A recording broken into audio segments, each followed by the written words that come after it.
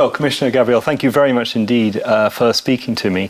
Let me take it from a broad range, first of all, these Research and Innovation Days. What are you trying to achieve with them? Well, first of all, I'd like to thank all that contributed for this extraordinary event because 30,000 people registered, more than 100 panels and sessions discussing on missions, on partnerships, on innovation, research and education for Europe. That's a great achievement. So for me, these Research Innovation Days are a great occasion. First, really to see what are our assets, excellence, European excellence in science and research. That's something that we can be proud. On the other side, it's a great occasion to co-create and co-design our policies and our instruments in order to achieve better results. That means that we need to build synergies. We need to talk about the novelties in our Horizon Europe program. We need to talk about skills and education because actually it's very clear. It's thanks to the research and innovation that we can achieve the green and the digital transformation of our societies and economies. But at the core of this, we have research, innovation and education. So I think that today we are sending a very strong signal, a signal of co-leadership and a signal of co-ownership. And that's for me Research and Innovation Days. Let's think about the picture of innovation research around Europe. One of the questions that Europe faces right now is a divide, a geographical divide in terms of where this activity is happening and where it's not happening so much. First of all, could you explain what the problem is? And secondly, what could the role of the European institutions and the Commissioner be in trying to address this? Well, that is a fact. That is a reality that we have to face. Research innovation divide in Europe is here. And there is some very objective arguments and explanations of this. We need to help our member states to invest more. We are talking here not only about public investment, but we are talking about how to create incentives for private investment. Some member states don't have the same starting point. We need to have this into consideration. That's why for me it's important. When we talk about R&I divide in Europe, it's not to take a group of member states like a bloc. That will be an error. We can see that in EU 13 we have some member states investing much more than others that were previously here. And now the question is, what are the instruments at our disposal in full respect with our competencies that we can help them? And that's why with the European research area, for example, one of the incentives, it will be how to allow access to excellence. Because we need infrastructures, we need to collaborate between the regional, national and European level. We need to create a European common framework for the careers of our researchers, because I'm fully convinced that we have talents all over Europe, in every region, in every member state. And if you'd like to affirm our leadership, we can't continue with this divide. That's why I'm glad that this topic will be addressed in our new European research area communication. I will pay a lot of attention with our European education area, because we need universities, we need the quality of our education systems in order to provide solutions. And of course, something new, why not to propose a European innovation area? In order to be sure that the knowledge triangle, research, innovation and education are not only working together, are not only wishing to look at the same direction, but they are giving concrete benefits for the society. That means square of knowledge, and that means that we should really here build on synergies and see how we can combine our efforts. I'm very glad that in the next program that will be the case. I mentioned European research area, but another example, it will be our missions. That's something new in Horizon Europe. We have here a set of recommendations, a set of actions where we need to identify what are the concrete instruments that, thanks to them, that we can achieve this. And that's for all our member states. Mission on cancer, that concerns us all. Climate adaptation, smart cities, the quality of water, or the health of our soil. It's only by working together that we can do it. What's the role of structural funding, cohesion funding, in this whole issue, this geographical divide? Can cohesion play a part in fostering research as well? And to what extent do you see that already happening, and do you want to see more of it in the future? Well, I think that with this crisis, we discovered that we have some good instruments at our disposal, but we need new ways of doing things. That's undoubtedly a big contribution, the European Social Fund, for our regions and for member states. And thanks to them, we have investments in research and innovation. But now what is important for me is to see how we can combine European Social Fund, European Regional Development Fund with Horizon Europe program in order to achieve better results. Because I don't want to see that Social Fund is for EU 13 and Horizon Europe is for EU 15. Let's avoid these critics, and that means that at the beginning we need to take into consideration the needs of all our member states, and we need to work together. So for me the main question is how this time we'll not only talk about synergies, but how we'll implement this. Allow me to give you a very concrete example. Seal of Excellence. It's good that we are giving these seals of excellence of a lot of companies, of a lot of extraordinary projects, but not all our regions, not our member states have the necessary investment in order to allow this project after to be realized. That's why actually we are working together with Commissioner Elisa Ferreira in order to have more flexibility and to have more simple rules. And when you have the seal of excellence, that means that you can use regional fund, you can use another national investment without passing by the entire procedures of notification of state aid rules. That means flexibility. That means the capacity for us to speed up and to target our investment in order to help our companies, our researchers to scale their projects and to have real benefits. When the European Union's leaders agreed in July to a big recovery package, part of that was involved a cut to Horizon compared with what the Commission had previously looked for. I wondered, are you worried about the sense of the priorities that are revealed in this package, the fact that Horizon was reduced compared with what the Commission had previously, and indeed the Parliament had previously been pushing for? That's a regrettable decision. But now we have to live with some realities, and that's why for me there is at least 3 moments to take into consideration. First, my negotiations with the European Parliament and the Council are not finalized. So I think that together with the European Parliament, with the presidency, we should continue to work together in order to see how we can improve things. After, let's be very, very concrete. The increase of the budget in comparison with the previous program is 9%. And if you take out UK, there is 24%. It's not nothing. So now the question is how we can use in a better way this money in order to achieve better results. That means that we need this time to see what's about our partnerships. Actually, we have 120. The next period, that will be not more than 50. We need to see where we should invest. In health, for sure, that's a strategic area. In energy, in digital, in industry. For me, that's now the question. And the third one, it's again about synergies, because we are talking about the budget of Horizon Europe, but we have 5 billion in next generation dedicated to activities on the Horizon Europe in 4 main domains. We have digital, we have energy, we have the European Innovation Council. So now the question is how we can this time use this money in a more efficient way. That's why what we are proposing is just to change our approach. We'll continue to support frontier research, curiosity-driven research. But now we need impact-oriented partnerships. We need European Innovation Council providing funding at this critical moment where our startups and our SMEs needs in order to have, thanks to the disruptive technologies, new products and new services. There is an extraordinary opportunities. With this crisis, we have seen that health and education are new sectors for our companies, for our researchers, and on my side, I'm really very proud because since the beginning, our researchers, our innovators clearly have shown how their work is crucial for Europe if you would like to recover in a sustainable way.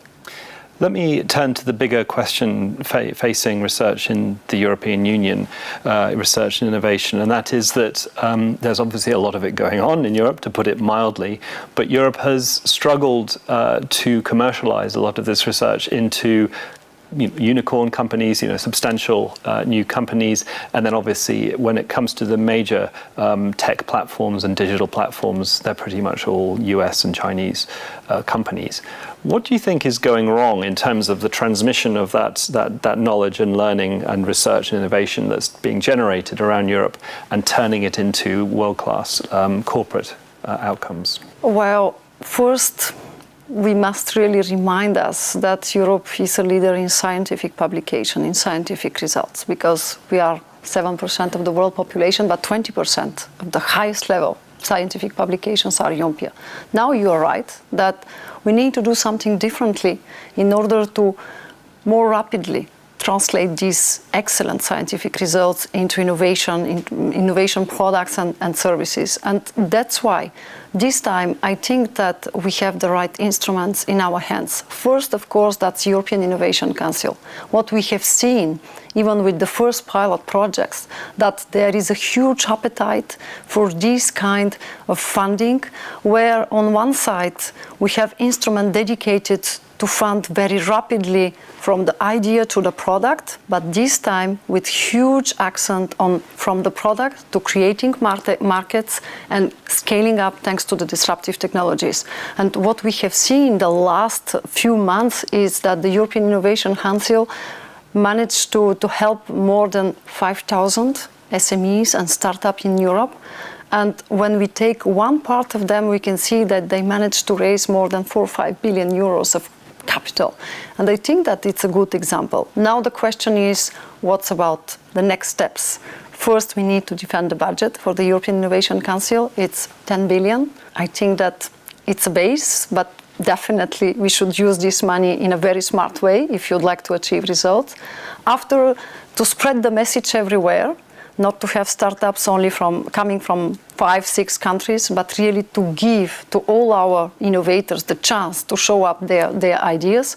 And the extraordinary example, that was the biggest in the world hackathon that myself and with my team we organized in April. 21,000 participants, more than 2,000 solutions, and we really received excellent projects from all over Europe. And what was important this time, it's one thing to organize a hackathon. It's another to have very soon a matchathon in order to allow these good projects to meet the investors, to meet the networks where they can find the necessary knowledge, experience and funding in order to realize this idea. So this time I think that together with my team we will use definitely this period, because what we have seen that we need coordination, we need targeted investments, and we need flexible instruments. And that's why in Horizon Europe we have now much more possibilities in comparison with the previous period. But in terms of what's happening here, why do you think, I mean, there's a limit to what the Commission and European institutions can do when there appears to be a cultural problem, or maybe it's a financial problem, that there isn't enough venture capital, it's too concentrated over in the US. I just wonder what you think the roots of this problem are when you're thinking of ways of addressing it. First, I think that on our side, we should act in the framework of our competencies, but it's time to do things differently. Really simplify rules, making accessible more easily the funding. Be there at the critical moment, because Europe is very good in doing research and prototypes, but when the time is coming really to be there for a startup in order to scale up, in order to be transformed in unicorns, that was not there. The European Innovation Council Fund, this high-risk moment will be there. On the other side, I think that that's a chance, my portfolio, that for the first time, together with research and innovation, we have education, we have skills, we have talents. That's why now my ambition is really how we can create better conditions in order to allow our own talents to choose to stay and to develop their ideas in Europe, because we all know that the brain drain, it's a huge phenomenon. There is no miracle solution, and that's why this time I'm so happy that since the beginning we are not working only together with member states, but for example we are preparing a joint action plan with the Committee of the Regions. There is a strong regional dimension of this, and for the first time we are working together with our universities and with our schools. That's why the synergies between the European research area and European education area, for me that will be the basis if you'd like to achieve a European innovation area. So you can see that we are living in a new moment, but it's up to us to structure this differently, to use our assets, to build on our experiences, to build on our successes, but at the same time, with the digitalization, with the green technologies, with this completely new reality that we are facing, to innovate and to do things differently. Let me pursue the same theme in the realm of artificial intelligence. Again, there is obviously plenty of research going on in Europe, but when it comes to actually patent activity and commercialization, again, the US and China seem to be leading Europe. What do you think is specifically going on in the artificial intelligence realm, and where can the Commission step in? Do you remember when we published the first European strategy on artificial intelligence? Less than 2 years ago. So I'm really proud that at that time I was digital commissioner, but I think that now there is a huge consciousness that this time we have an added value of our European approach on AI.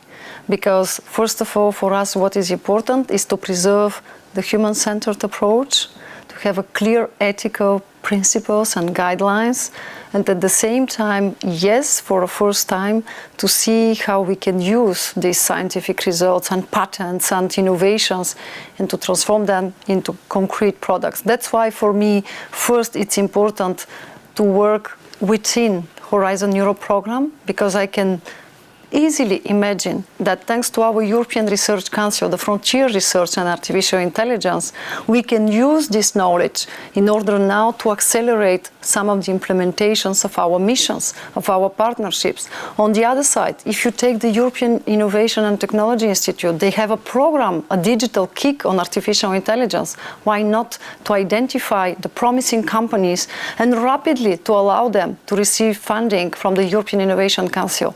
So we need to build bridges. The same, it's not only about me and my work as commissioner. We are working here in close collaboration with Commissioner Breton, with Vice President Vestager, because artificial intelligence is a game changer. We have to address some of the positive aspects, of course, but we have to address some of the risks. And that's why I'm very glad that in my communication, even in Digital Education Action Plan, artificial intelligence will be there as one of the main components, especially because we need more girls on AI. AI, you know, can reproduce bias and discriminations. So this time, this work is done at the beginning in close cooperation with other commissioners in order to see how with Horizon Europe we can build and we can contribute to the industrial strategy, how the white paper on artificial intelligence can help us with high quality content in education. So that's something new, and I think that that's the right way if you'd like to achieve more quickly some results. The State of the Union address, Ursula von der Leyen's State of the Union address was last week. There are a number of initiatives in that which are relevant, I think, to our conversation. One of which I was interested in, which was the announcement of an 8 billion investment in supercomputers. Could you give us a little bit more of a sense of how that money is going to be used and where it overlaps with your own responsibilities? That's a huge achievement. Again, we have declared our first strategy on supercomputers in 2012. But that was in 2018 when I was Digital Commissioner and we created the Euro HPC. What we are saying here that we would like this time to invest in strategic areas, and that's why we need supercomputers. I'm very glad that the last 2 years, thanks to our coordinated approach, thanks to our joint efforts, we managed to have first. Now, even actually, we have 5 petascale computers in different member states. We have 2 pre-exascale in Spain and Italy. And now the objective is in 2023 to have the exascale. That's the meaning for me in the speech of the president that first we need investment. We have it, but this investment is in order to achieve this strategic objective. That means predictability, that means stability, and that means security. That means at the same time that those 8 billion will be used for the benefits of our citizens, because supercomputers, it's not a technological issue. It's not only terms that are not understood by everybody. Supercomputers, that means even now, if you would like to discover more quickly a treatment for the COVID-19, we need supercomputers. That's just not possible to do it only with our researchers. If you'd like to predict some of the negative natural phenomena in order to preserve our cultural heritage, in order to save lives, we need supercomputers. And what is important for me, that this time, by pooling these resources together, there is something new. It's to allow the access of all our researchers and our small and medium enterprises to supercomputers. That's why, when we are talking that before it was difficult to have more rapidly unicorns and startups, they need data and they need access to data. And thanks to the supercomputer, they have access to big data, and they have access especially to a speed of treating data and discovering things. And that, I think that it's a very good signal. Let me take it. Another announcement in the State of the Union was the BARDA model, this idea of having an agency for late-stage biomedical research. Obviously, this is an area which has been lacking, arguably, in the European Union, and could have helped in the earlier response to the COVID crisis. What do you think was missing, and what could this particular agency add, which would allow a better response when it comes to future health crises?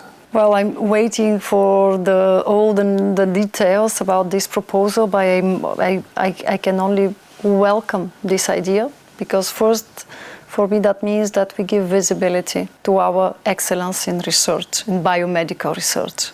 Because when you see the example of Horizon Europe program, the cluster health is one of the most strongest that we have. We have innovative medicine initiative, we have partnerships, working on different diseases and aspects of the biomedical research. So again, for me, it's a very good message how we can really combine resources, how we can pool them in order to have bigger impact. Especially because this time there is something new. On one side, we'll continue with the research on in this domain with the cluster health of Horizon Europe. But remember, for the first time, we have a EU for Health program. That means that together with our member state, we should definitely see how to combine the different instruments, the different fundings, the different infrastructures, the different talents, in order to allow them to give content to this agency. Because that's a very good signal in the right direction, the creation of the agency. I think that we have all the necessary to fulfill with a pertinent content. One thing that was in the State of the Union is the Bauhaus idea, which Ursula von der Leyen spoke of, involved in the climate transition, the idea of a sort of artistic engineering co-creation space. There's very little detail in terms of what the Commission actually has in mind here. So here's the opportunity for you to explain what the Bauhaus actually where will it be, who will pay for it, how will it work? Well, I will disappoint you, because I'm not able to answer to these questions, where we'll be situated or what are the resources and how it will work. But at the heart of this project, what we can see, it's again another example that only by working together we can do things differently, especially because now we have the green and the digital transformation main priorities for the European Commission, together with the resilience and the recovery. And with the Bauhaus idea, it's very clear that in all our missions, partnerships, initiatives, we need the creativity, we need people, we need knowledge.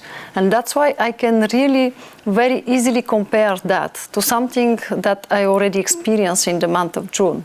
I created a platform, Creative Unite, where for the first time, platform created by the sector and for the sector, all the different representatives of the cultural and creative sectors work together started to exchange practices, and what we have seen that the sector was very severely hit by the crisis, but at the same time they are mobilized, they are innovative, they have a lot of ideas. So for me what will be important is that the Bauhaus, it's not a unique one. We have a Bauhaus everywhere in Europe.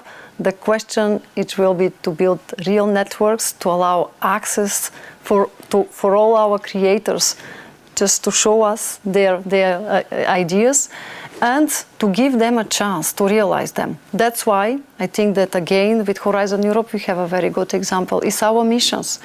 Take the mission on waters, oceans, in the recommendations. In the final report that I received today during this first day of R&I Days, there is a strong place for research, innovation, for culture, for cultural heritage, for the creativity of our architects, of our engineers. So I think that Bauhaus in somehow scaling up these different ideas already present in our policies, in our instruments, but this time giving them a European face. One other State of the Union issue, maybe one last one. Could you tell me what a hydrogen valley is and what will this actually amount to? It's a bit of a mystery. No, it's not so much a mystery. I think that again is the added value of our European approach.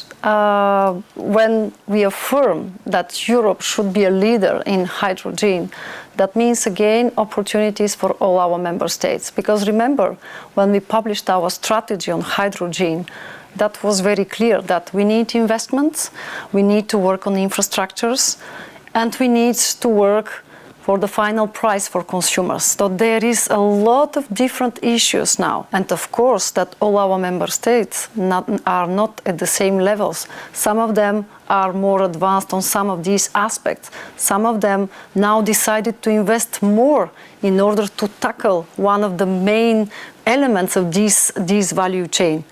With the hydrogen valleys, we are saying to all our member states that we believe in the regional capacity. We believe in their regional potential. The question, and that's why it's good that we have the strategy, that since the beginning we are doing that in network by working together in order to affirm a European leadership. And that's why it's so important that for the first time we built on our experience in Horizon Europe, the research community on hydrogen has a key role to play. Because on one side we created the alliance where all these 500 enterprises will decide about the necessary investment, how to speed and how to deploy them. But before the research, it will be quite impossible. So since the beginning we said it, yes, we would like to see these valleys, but in these places together, researchers, innovators, private sector, and now with the public political leadership, we are working in the same direction. So my reading of the situation is this one. Let me sum it up in terms of the recovery and the role of research and innovation in it. There's obviously a huge stress, and we heard it in the State of the Union speech on the green and digital transitions and the extent to which the recovery European money can be used to further those transitions. One of the risks clearly is that member states take the money and then spend it on their existing priorities, and this doesn't end up lifting research, lifting innovation, doesn't end up transforming economies in the way that it could otherwise. Do you worry that in the end that's what's going to happen, and how will the Commission be able to ensure that member states do indeed use this money in ways which are genuinely pushing forward innovation and pushing forward these transitions? Well, that's something new, and we should all continue to pay attention how it will be implemented. But we were very clear since the beginning that this time we were ambitious. We dared to propose next generation and the recovery plan, but national strategies should be aligned with the main priorities of the European Commission, like the Green Deal or the digitalization. And that was very clearly set. Now the question is really how to operationalize this, how really we'll see the first national strategies giving signals and sending us clear messages. And it's up to us to see that next month.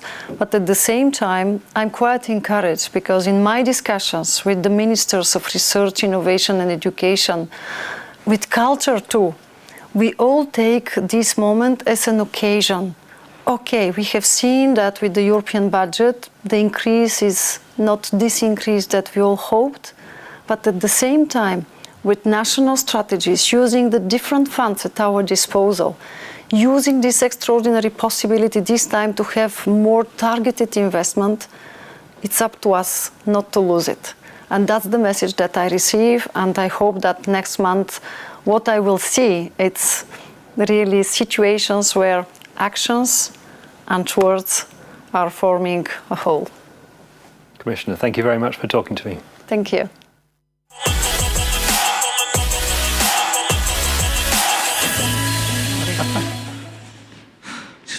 Welcome. Welcome to this signing ceremony, which allows me to do two of the things which I like most. Firstly, joining up. Joining up is what this is about. And secondly, acronym busting, because this is the EC coming with the EIT, bringing together the EIC and the KICS. In other words, the European Commission with the European Institute for Technology asking the